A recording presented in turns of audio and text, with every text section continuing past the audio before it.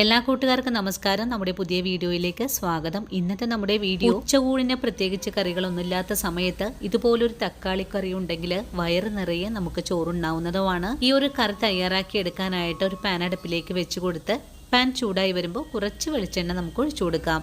ഇനി വെളിച്ചെണ്ണ ചൂടായി വരുമ്പോൾ നമുക്കിതിലേക്ക് കുറച്ച് കടുക് ചേർത്തൊന്ന് പൊട്ടിച്ചതിന് ശേഷം കുറച്ച് കൊച്ചുള്ളിയും ഒരു സവാളയും കട്ട് ചെയ്തിട്ട് ചേർക്കാം. കൂടെ തന്നെ കുറച്ച് കറിവേപ്പിലയും കൂടി ചേർത്തിട്ട് ഒന്ന് വഴറ്റിയെടുക്കാം. ഈ സമയത്ത് കറിക്ക് ആവശ്യമായ ഒരു 4 തക്കാളി കട്ട് ചെയ്ത് വെച്ചിട്ടുണ്ട്. വഴറ്റുന്ന സവാളയിലേക്ക് കറിക്ക് ആവശ്യമായ ഉപ്പ് കൂടി ചേർത്ത് കൊടുക്കാം. കൂടെ തന്നെ എരിവിന് ആവശ്യമായ പച്ചമുളകും കൂടി ചേർത്ത് വീണ്ടും നല്ലോണം തന്നെ ഒന്ന് വഴറ്റിയെടുക്കാം. സവാള സോഫ്റ്റ് ആയിട്ട് വാടി വരുന്ന സമയത്ത് ഇതിലേക്ക് മഞ്ഞൾപ്പൊടിയും എരിവിനാവശ്യമായ മുളക് പൊടിയും കൂടി ചേർത്ത് ഒന്നുകൂടെ മുരിയിച്ചെടുക്കാം. മുളക് പൊടിയൊക്കെ മുരിഞ്ഞു കഴിഞ്ഞാൽ പിന്നെ നമ്മൾ കട്ട് ചെയ്ത് വെച്ചിരിക്കുന്ന തക്കാളി കഷ്ണങ്ങൾ കൂടി ചേർത്ത് വീണ്ടും ഒന്നുകൂടെ വഴറ്റിയെടുക്കാം. നല്ലോണം ഇളക്കി യോജിപ്പിച്ച് കഴിഞ്ഞാൽ നമുക്കിതൊന്ന് മൂടി വെച്ചാണ് വേവിച്ചെടുക്കേണ്ടത്. 2 മിനിറ്റ് നേരം ഫുൾ ഫ്ലെയിമിൽ വെച്ച് മൂടി വെച്ച് കഴിഞ്ഞാൽ വീണ്ടും കൂട്ടി ഇളക്കി ഒന്ന് യോജിപ്പിച്ചതിന് ശേഷം ചെറിയ തീയിലേക്ക് മാറ്റിയിട്ട് ഒന്നുകൂടെ മൂടി വെച്ച് കൊടുക്കാം.